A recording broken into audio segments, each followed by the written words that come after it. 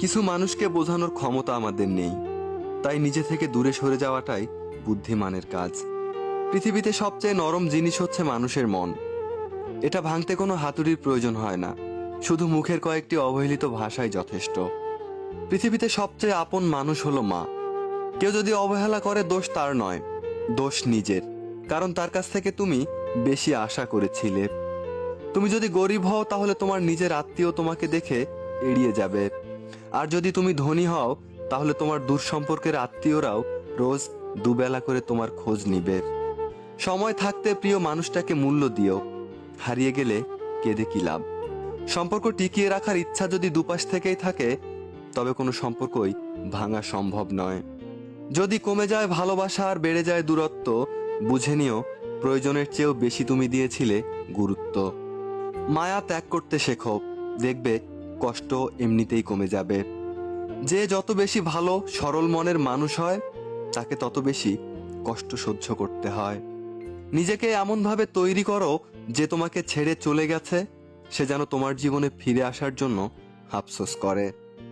এ শহরে ক্ষণিকের জন্য হাত ধরার মানুষের অভাব হয় না, শুধু অভাব হয় সারাটা জীবন হাত ধরে পাশে থাকার মানুষের।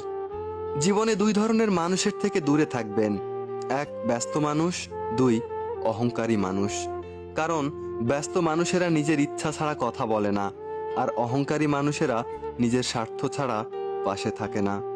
কিছু কিছু সম্পর্ক শেষ হয়েও হয় না, একজন হয়তো বদলে যায়, কিন্তু অন্যজন সেই সম্পর্কের বোঝাটা বয়ে বেড়ায় সারাটা জীবন। গুরুত্ব তাকেই দিও যে তোমার মূল্যটা বোঝে। ঠাট্টার ছলে যে তোমাকে মানুষের মাঝে অপমান করে, তাকে তুমি বন্ধু বানিও না। প্রিয় মানুষের সাথে কথা না বলে থাকাটা সত্যিই খুব কষ্টের।